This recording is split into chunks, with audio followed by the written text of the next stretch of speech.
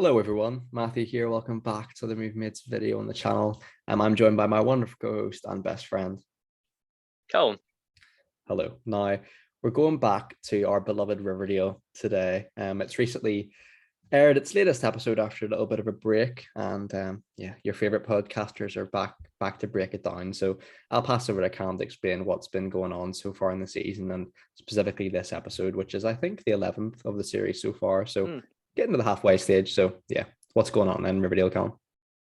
I'm gonna struggle to remember because it's been four and a half bloody months. Like, what a joke. I know.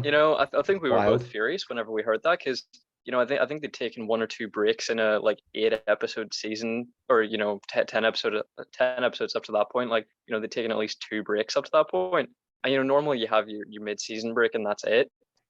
This could have constituted a mid-season break, but the standard length of that is between like 4 weeks and a month. Yeah. Sorry, like 4 weeks and 2 months. It's nowhere near this long ever. But from what I remember, the series opens wrapping up their final days in high school. Then we get a 7-year time jump. We see how they've moved on with their lives. They've all come back to Riverdale. In a not so harmonious fashion. Hiram Lodge, has the city under siege. Jughead appears to be a drug addict now. They sort of only lean into that really in this episode. He seemed to be sort of just dabbling before, but from what we hear in this episode, it seems to be a little bit more than that. Betty is a FBI agent, I believe, or CIA, whichever. Irrelevant, terrible character. Archie is, he's pretty much the same, isn't he? Came back from the army, same dude. Yeah. Veronica, businesswoman, married, currently still married, but having sex with Archie. Up until Classic. this episode. This Yeah. episode, follows on from last episode logically. Where we saw Jughead escape mid-drug hallucination. So that's where we pick up really. They're looking for Jughead. Hiram Lodge has blown up part of the prison, released a bunch of the prisoners, so they're tracking them down. That's essentially the two big talking points of the episode.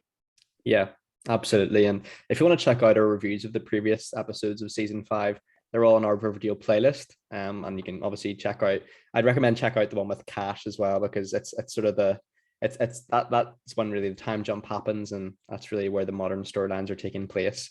And as a classic Riverdale episode, this brings loads of characters that we've seen previously back, villains included. So it's a pretty big episode in terms of character. A dislikable version of Betty makes a comeback.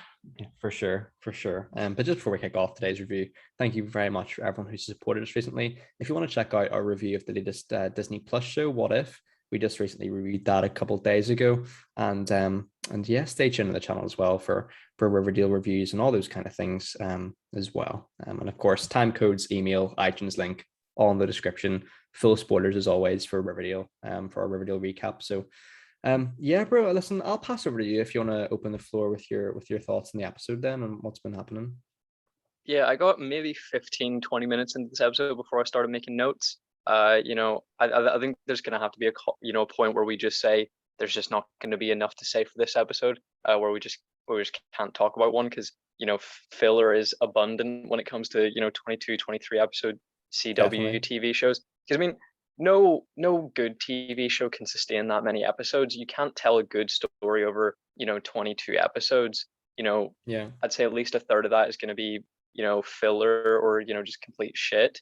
I think we've seen that trend, especially with the Flash. Thankfully this season is a little shorter, due to conflicts, with scheduling because of the pandemic. But still very little happens over the span of a lot of this season. This episode I'd say is fairly packed, but nothing of huge talking value. The first point I made was, as I said, a ways in, and it was essentially just that Veronica seems very competent, very smart. But, while the city is under siege by released prisoners, she's stupid enough. She owns an intercom for her, for her business. She has to buzz people in, but she doesn't have a camera to make sure that they aren't shifty looking. She just immediately, mindlessly lets in two criminals that rob her. Yeah, you'd think, given her family's resources, you'd think she'd have like a top class security system. Apparently not. And yeah, like on the subject of you not making notes 50 minutes in, like this is the first time in like probably like 2 years in the channel where something reviewed I haven't made notes for, just because like it's just in the sense that there's no real season altering events that really happen here. It is a classic filler episode, a pretty good one, I would say. It sort of balances three main storylines, doesn't it? You've got your prison outbreak, and obviously Riverdale High being trashed. And then you've sort of got your Darla and someone else, Dickinson. Dodger. Yeah, Dodger Dickinson. And then you've got sort of the Penelope Blossom religious cult. I mean, that is, I thought they sort of closed the chapter really with the farm and that kind of religious cult aspect. It seems like they're going down a similar route again. What was your thoughts on that, mate? Just in general, because I really hope they don't really make that a main plot point of the show, because I wasn't a huge fan of that. I mean, I think it's very evident that they've just clearly struggled to give Cheryl anything to do for many, many seasons. I mean, Certainly. since solving the murder of Jason Blossom, that's kind of really, the only thing that the character needed. She's sort of got justice. She found answers for her Yeah. brother, and then they've really just scrambled to give her any sense of meaning so far. And with her sort of, just giving into the religion situation by the end of the episode, with an interesting musical That was performance. weird, wasn't it? That was bizarre. Usually there's at least some context to that happening, but I mean, presumably, it was set to the backing of, the vinyl record playing at the bunker. That's sort of the diegetic music within the episode. But then presumably they're just singing a cappella, because they don't have any actual supporting music Yeah. within the room that they're singing in. Yeah, that was bizarre. I'm obviously not into it, but it's probably going to lead to some terrible cringy moments. So, I mean, that's something to look forward to, I Swings and suppose. roundabouts. Yeah, it's funny because the Blossom family, in my opinion, are kind of sort of the center of everything that happens in this show. Obviously, season one, they are the main sort of plot device, I suppose, with Jason, and that's kind of been a recurring theme. Obviously, we see the same actor back for a little cameo in this episode, which is interesting. I definitely think he's that actor's bound to come up again later on in the season. You know what? If they play the Jason wasn't actually dead card, I'm done. You know what I mean? Like that would be a bridge too far. I don't think they will do that, but it's Riverdale, you never know. And with that, I kind of felt like this episode was kind of the culmination of all the cringe moments that the previous episodes in the season were missing. I think we had sort of said, season 5's been good. It's maybe not had the cringe sort of laugh out loud moments that previous ones had, but I think there's certainly a lot of quality to be had there. But I feel like this episode was more of a true Riverdale. You've got your a cappella singing the music, you've got your sort of weird, bizarre editing and drug hallucinations, and Archie doing a Superman punch. It's got the classic sort of Riverdale vibe to it, which is always nice to see. I just hope that season 5, as it progresses, doesn't lose in the quality, because I actually think it's been really, really good so far. I've really enjoyed it. I don't know. It's maybe because I don't know how long break. Do you say 4.5 months or something? It's been. It's been something like that. I feel like they wrapped up in March. Yeah, I mean, it's been. It feels weird going back to it again, because I for the first time really in a while I've had to watch the recap on Netflix and not skip it. So yeah, I'm kind of glad of that now, to be honest. But yeah, I just hope season 5 doesn't lose its quality, because I'm really enjoying it so far. Yeah, you mentioned those 3 storylines. Fourth one is the search for Jughead. We see him sort of, reunite with his former friend Doc. In a homeless friend of his, and there's a moment where all these businessmen come out of this, presumably a strip club, because it's Riverdale. Yeah. And I think you'd have to know your friends very well, to know that they'll support you in a spontaneous beat up session of a presumably homeless person.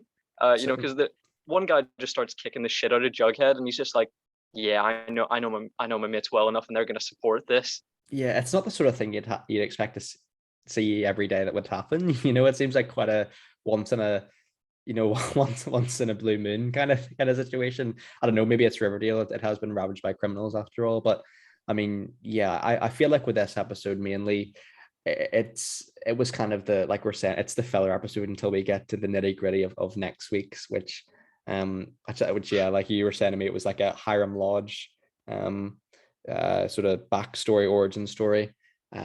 So it's funny because when I watch those promos on, I think it's like the CW YouTube channel they posted on these days, a lot of the comments were like, yeah, this should have been done, this should have been done years ago, in season 1 or season 2. What's your thoughts on that? Because I know that's maybe not linked to this episode necessarily, but it's clear that with this episode and other episodes, Hiram's not going away anytime soon. That they've so many opportunities to kill him with a disease that he's somehow survived, or with the Dickinsons in this episode, they try to sort of hold him hostage. He's definitely not going away. Sure he isn't. No, I mean, yeah, it seems to be that he's not leaving anytime soon. Mm-hmm. Veronica still somehow has not turned her back on Hiram. She still answers his call with Daddy. His name in her phone is Daddykins. He's a terrible father / massive criminal who's tried to murder her friends multiple times.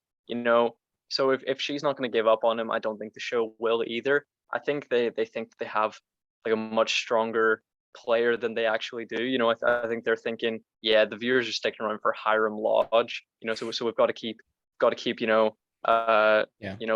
him out for the audience. But I'm so sick of it. He retired. At the end of the flashback. Sorry, around like episode 3 of season 5, and then we thought, maybe when it flashes forward, maybe he'll be gone for good. And we were not so lucky. And I'm looking forward to seeing his backstory, because he's a very interesting character. He's not one I care to see in the present day, or one that makes sense to have. When he's clearly the most villainous presence in Riverdale. He's a murderer, but of course he's Daddykins.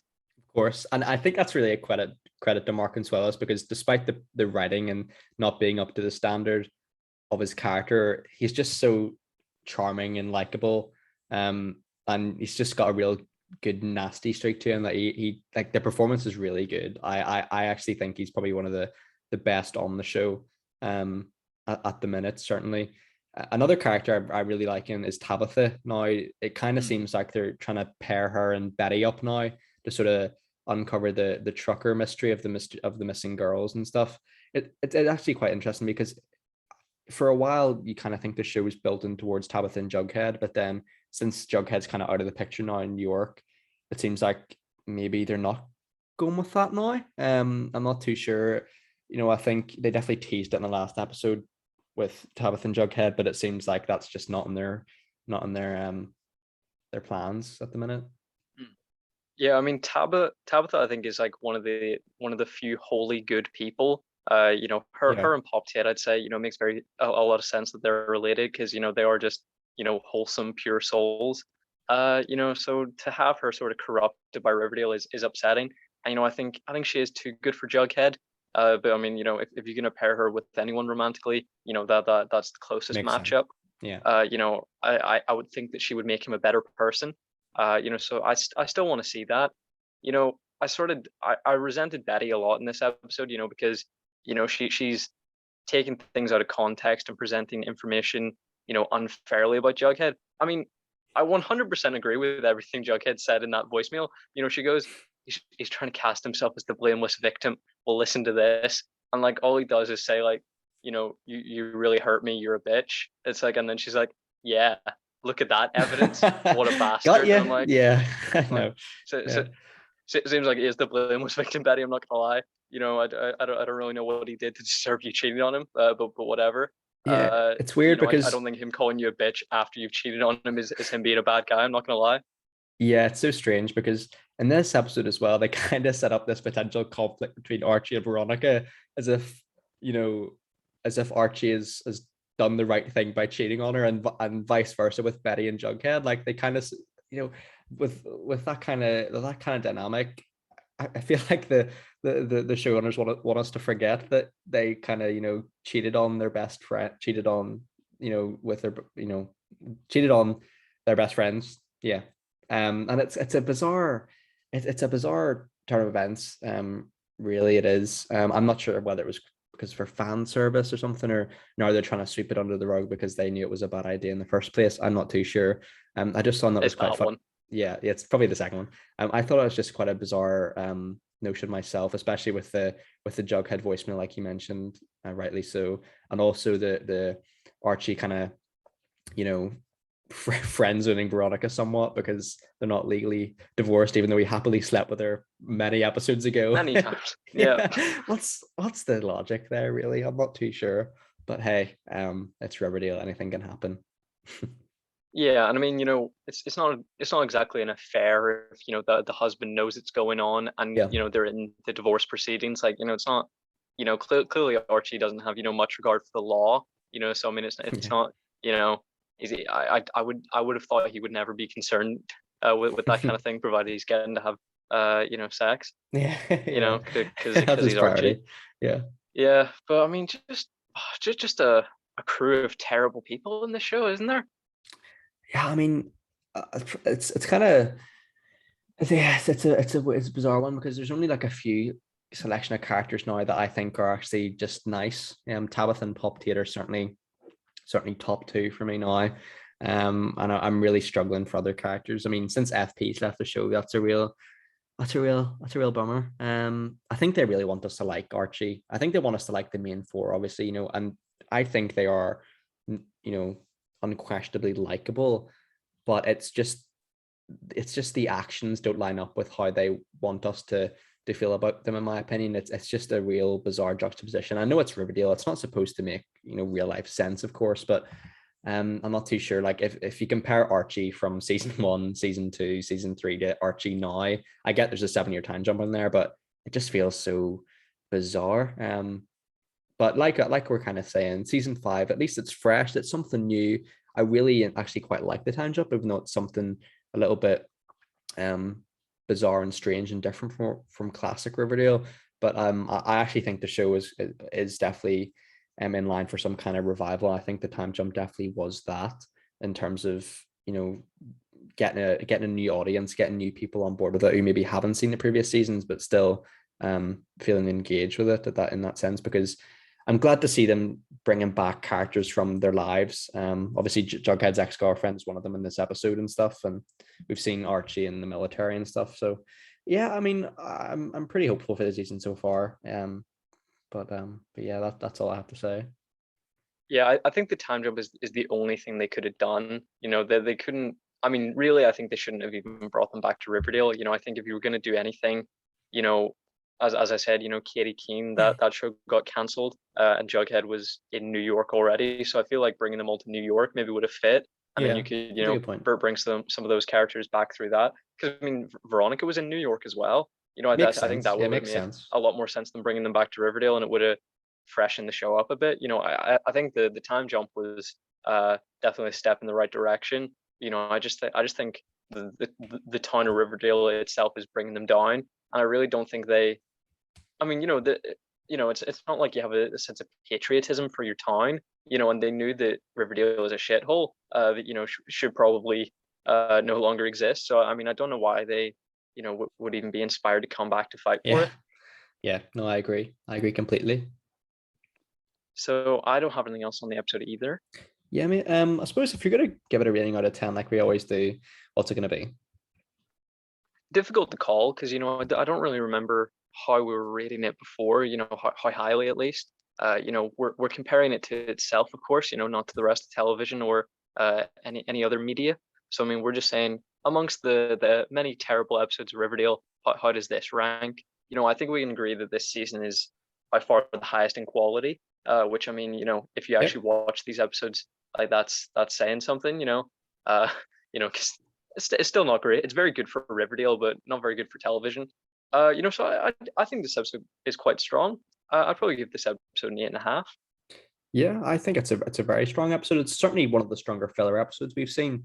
Like we're kind of saying, nothing major happens here where it's going to alter the course of the show or anything, of course. But I think coming back from a break, it's a good, solid introduction and sort of continuation of the story. So yeah, I'd probably give it like a 7.5 or an 8. I think it's a solid episode for sure, and I'm really looking forward to next I'm week's. hoping I'm hoping next week is a 10.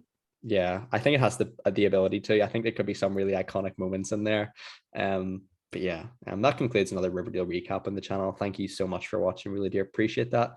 And of course, like we said, our playlist with all our Riverdale recaps and reviews are there for you. And yeah, thank you very much, Cal. I appreciate it. Thank Hope you. you guys are all well. Hope your family, friends are keeping safe and well too. Take care and have a good one. Bye bye. Bye bye.